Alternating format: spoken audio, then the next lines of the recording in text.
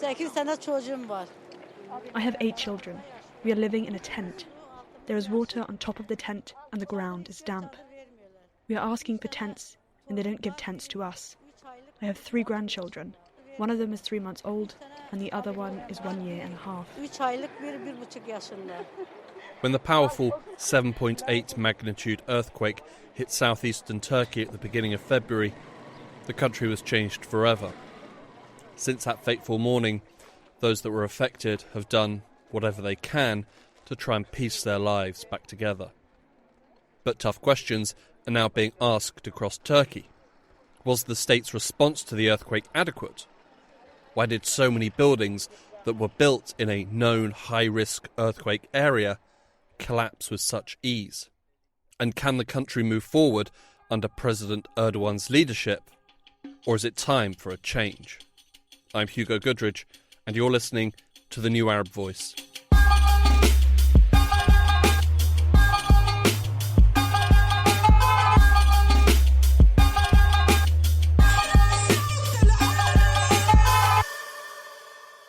So first of all, we have to understand that this earthquake was an immensely big one, and the weather conditions as well as the infrastructure all played against a quick response by the Turkish government. I am Amal Özkizilcik.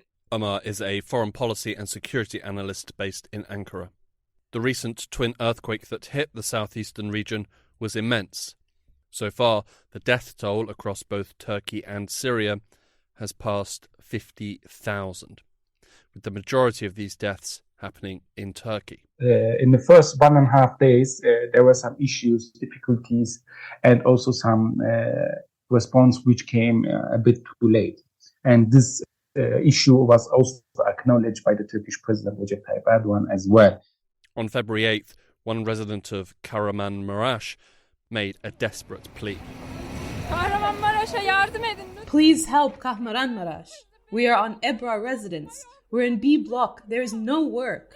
Our beloved ones are under the debris. We are all waiting here. There is no work. Please help. Please. I'm calling out to my president. All of you help. Where is the help you've sent? Where is it?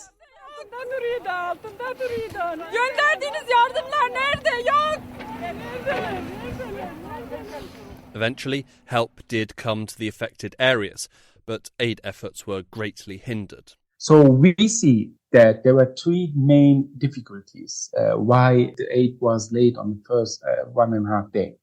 The first issue was the extreme bad weather conditions. On February 6th, the day of the earthquake, the city of Gaziantep in the southeast of Turkey recorded temperature highs of just 5 degrees Celsius and lows of 2 degrees. And in the days leading up to the disaster, snow had been falling. Before the earthquake happened, these regions had school holidays because of the bad weather conditions. Governors of these regions have said that children do not have to go to school due to the bad weather conditions, and this played extremely against aid delivery and first response and first rescue operations, as the region could not be reached due to the bad weather conditions. Airplanes, helicopters could not fly. We have seen that many cars could not go due to the bad weather conditions, and it was naturally very problematic. The second issue, according to Umar, was the immediate damage to infrastructure. Roads had been badly damaged. The main airport in the affected city of Hatay was out of action. Desperately needed logistics were hindered. While the weather and severe infrastructure damage are ultimately out of the control of the Turkish state, it's difficult to deny that the third pillar of failure in the response to this disaster doesn't lie with the government. The third factor is something which is systematic and from a result of political action. And this was, in the past, AFAD was a presidency directly linked to the prime minister. And when the system change happened to the presidential system, AFAD was not, as most of the people expected, a presidency under the Turkish president, but it got degraded in the hierarchy of the Turkish state as a sub-entity inside the Turkish Interior Ministry. Here we have some crucial details that reveal the flaws in the Turkish response. Firstly, AFAD. AFAD is the Disaster and Emergency Management Presidency. It was established in 2009 as a single independent authority, when 3 different disaster, civil defence and emergency management organisations merged to become AFAD. It was designed to provide pre-incident work, such as preparedness, mitigation and risk management, during incident work, such as response, and post-incident work, such as recovery and reconstruction. If you've ever heard of the US organisation FEMA, AFAD is the Turkish equivalent. It remained as a single independent authority until the 2017 constitutional referendum in Turkey. With this referendum, Turkey shifted to become a presidential system, with the post of Prime Minister abolished, with the President becoming the head of the government and the head of the state. Critics said that Turkey had effectively turned into a country of one-man rule. Following the referendum, AFAD was moved. No longer a single independent authority, but now operated under the Turkish Interior Ministry. This means that when disaster strikes, like it did on that early February morning, AFAD takes its orders from the Ministry of the Interior. It cannot act unilaterally and send help to where it's needed as it sees fit. So from a bureaucratic perspective, in a disaster time, AFAD as a sub-entity had to give orders to a higher authority in the Turkish bureaucracy, which does not function that way. It's a very good example of this bigger problem of centralization, because we know that... This is Mustafa Gabuz, a senior faculty member at the American University and a non-resident fellow at the Arab Center, Washington, D.C. The earthquake was a chance for AFAD to step up and show the country what it can achieve. But instead, much of its inner workings were laid bare. And that as a disaster revealed the inner workings of AFAD, which made the situation far worse for the Erdogan government, because there is now a lot of questions about AFAD. Questions like, who is running AFAD? The fact that the head of the AFAD's disaster response department is a theologian who previously had a long career in the religious affairs department and having no experience in disaster management. And he is the head of the disaster response department. And of course, it drew the public's ire about nepotism, corruption in the government agencies. With the disaster revealing such issues, Mustafa believes that it also raised questions in the minds of President Erdogan's supporters about the kind of system that they had been supporting for so many years. And I think it was revealing to the constituency of Erdogan that the corruption is now linked to nepotism and inefficiencies and inaptitude of the government agencies. So like hollowing out the state institutions are linked to corruption and nepotism. It's really a new thing, because corruption allegations has been ongoing for many years, but never, especially for Erdogan's constituency, who were listening to stories of Erdogan about the great power projection of Turkey in the Middle East, having this, big regional powerhouse of Turkey not really helping its own people because of failed state institutions, because of these nepotism and the inner workings of the corruption. So that became very much a revelatory moment for many, especially for the Erdogan's constituency. While the response of AFAD may have been slow when the disaster first hit, this was not an indictment of the brave men and women who worked tirelessly at the site when they were deployed. Rather, the AFAD response exposed the corruption and nepotism rife in Turkish state institutions and the deep-rooted corruption in Turkey's construction sector. Omar Özkızılcık again. So when it comes to these destroyed buildings, most of them were collapsed, either due to their age, because most of them were old and built in line of the old regulations, which is not sufficient for an earthquake region. Or secondly, there were some buildings which were not built properly. It's difficult to predict when an earthquake will strike, but you can know where an earthquake is likely to strike. All around the world, there are buildings constructed in areas which have a high probability of being struck by an earthquake with this fact in mind. We have the knowledge to build in a way that minimises the risk of a building collapsing, even in the event of an earthquake. And these buildings who were not built properly or can be seen very visually. One building is staying, the next to it is collapsed entirely. And this is a very important issue inside the Turkish society in general. When we look at the construction networks and the housing networks, we see that these are maybe in terms of behavior and culture, the worst of the worst in Turkey. And in the wake of the devastating earthquake, President Erdogan's opponents have seized on the issue. I think this moment was a revelatory moment for many, because it was just epitomized everything the opposition was claiming. And the opposition was talking about these bigger issues and deep problems, rooted problems in Erdogan's success story with regard to the construction sector in Turkey. When Erdogan came to power in the early 2000s, he promised the Turkish people a building boom. And the growth in the construction sector and the jobs and economic benefits that accompany it have been cited as reasons behind Erdogan's continued electoral success. And of course, looking to the big picture, we see that these regimes' cronies long benefited from lavish government contracts for massive infrastructure and construction projects.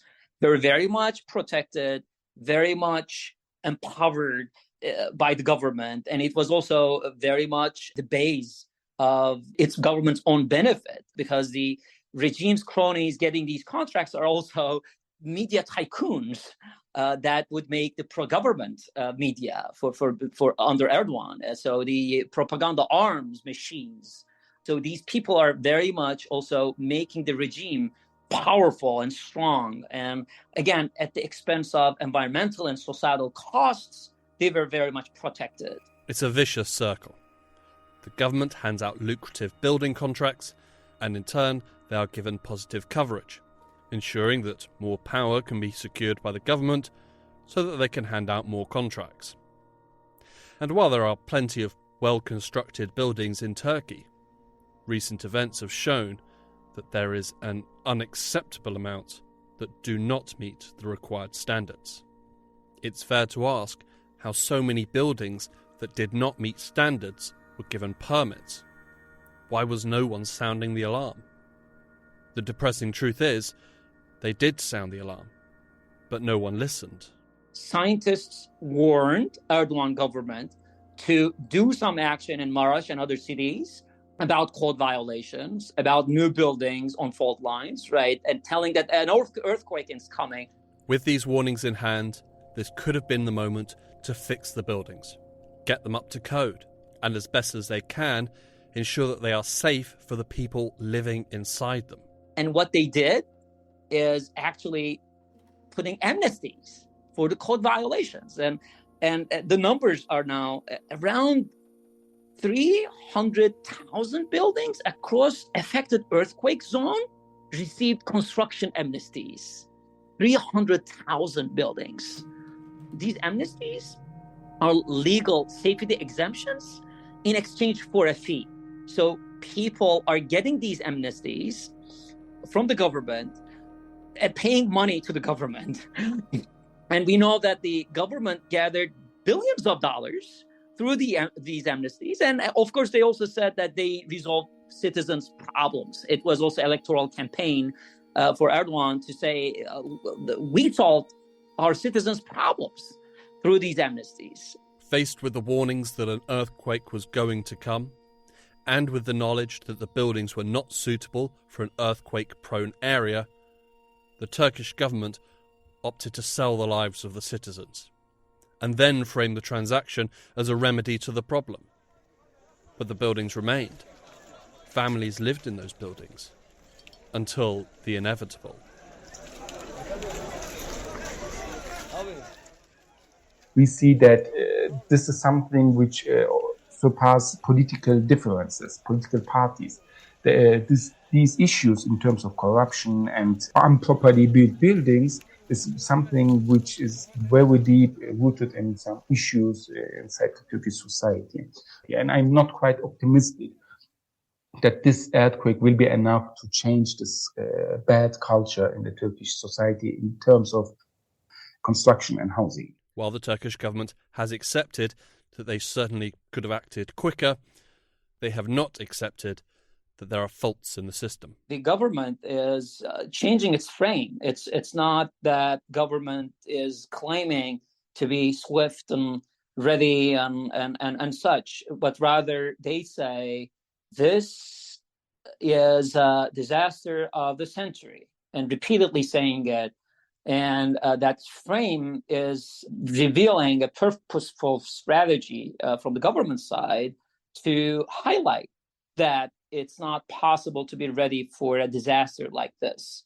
So it is impossible for any government, and Erdogan repeatedly said that in the world, any government or any agency cannot handle such a disaster. So that's the government's framework. So there's no controversy.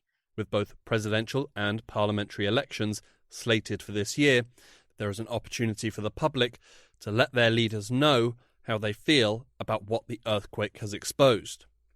Over the past week, much of the talk has been about whether President Erdogan would seek to delay these elections. There is a route for delay, but it is fraught with difficulty, even for the strongman leader. The Turkish constitution does not allow for such a delay. So the Turkish constitution is quite clear. If there is no war, the elections cannot be postponed. And to change this, the constitution has to be changed. But there is no arithmetic in the Turkish parliament which would allow this to happen, as the Turkish opposition does not support the idea of the elections being delayed. As it stands, the constitution dictates that the election must be held by the middle of June. Prior to the earthquake, Erdogan had marked May 14th as election day. There were suggestions that in light of the earthquake, the president would push them back to June 18th, the latest date constitutionally permitted. Others suggested he would seek an additional 12 months. This would require getting the support of opposition MPs, which he can't get, or going to war with another country. A bad idea. There is another strategy, playing the legal game. If he wants to do it, Turkey's Supreme Election Council could rule that the devastated cities are not ready to hold elections amid the mass relocations of voters to other cities and some other feasibility issues. The problem with this option, however, is that the council has arrived at such decision only once in Turkey's modern Turkey's history. In 1966, 2 days ahead of the vote, there was an earthquake, and they made it under that circumstances. But today, with the modern registration system, and now the election is still 4 months away, the council's potential ruling using this technical incapacity argument will not sound convincing to most Turkish voters. So probably it would be interpreted as Erdogan's fear. On Wednesday, March 1st, Erdogan addressed Parliament and appeared to indicate that the elections would go ahead as planned in May. Ve şunu iyi bilin ki bu millet inşallah. And you should know that people will do what is necessary on May 14th. They will never give a chance to those who keep on telling such lies, he told the parliamentary chamber. So he is facing a huge dilemma. He needs to deal with growing public criticism and an emboldened opposition if the current election schedule is to be respected. And he don't want to appear afraid of the ballot box. That's why he may be seeing that a postponement may not guarantee the elimination of the current negative public atmosphere. And he may want to silence the opposition right now, and which is also, of course, another aspect that we should pay attention. Right now, some people are detained in Turkey. The government is just trying to push the opposition back to their traditional role, in which they were not very much active in pushing, but rather very much seemed to be a nice opposition, so to speak. So now it's a moment of frustration, anger, and there's a lot of vocal criticism. In his long career, Erdogan has faced multiple electoral challenges. This might be his most difficult. The opposition parties are assembling and are taking aim at him, his office, and the power he has amassed. Less than a week before the earthquake struck, an alliance of 6 opposition parties met in Ankara.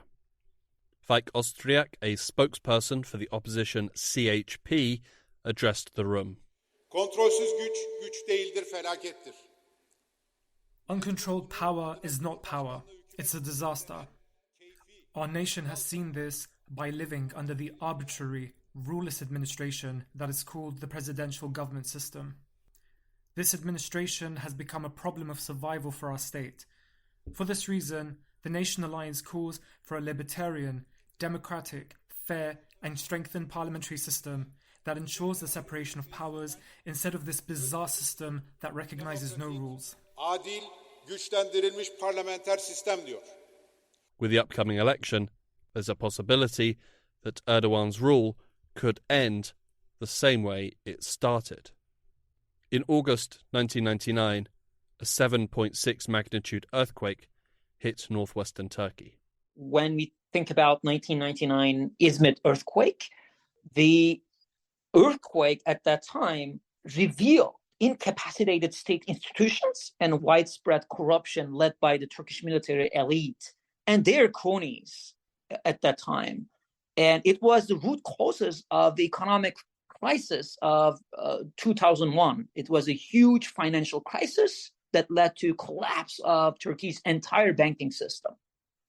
And then increased public demands for reforms, created a vacuum and political opportunity for the newly founded Erdogan's AKP, which succeeded in coming to power 2002 with major promises of financial reforms and better governance.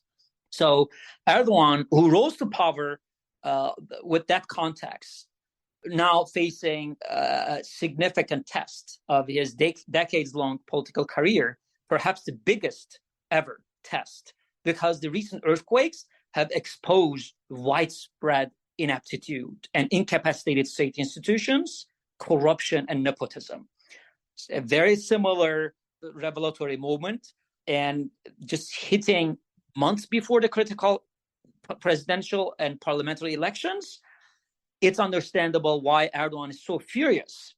In spite of everything that has been revealed, in spite of the anger felt by quake-hit people in Turkey, and in spite of the long-running issues that existed prior to the devastating earthquake, Erdogan's defeat is not assured.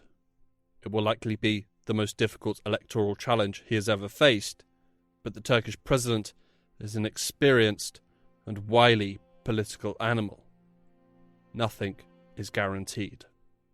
Nothing except perhaps that for the people in southeastern Turkey, who over the past month have lost so much, endured such tragedy, the road to recovery will be long, and they will continue to need as much help and support as they can get. Final words to Omar Ozkazilchik. It is very hard to speak about anything positive inside such a huge catastrophe and disaster.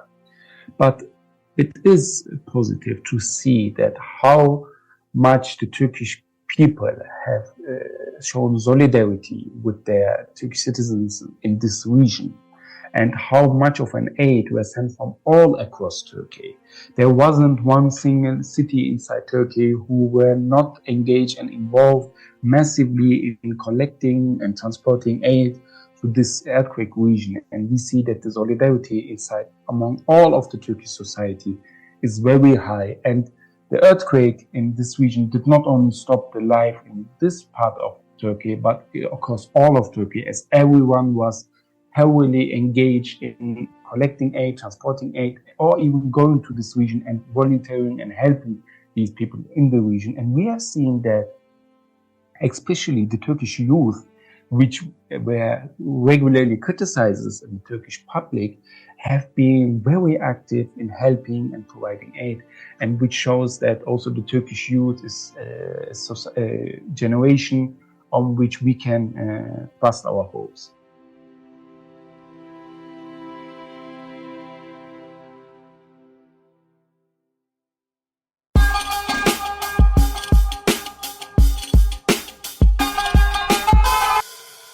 This episode of The New Arab Voice was written and produced by me, Hugo Goodridge, with additional help from Rosie McCabe.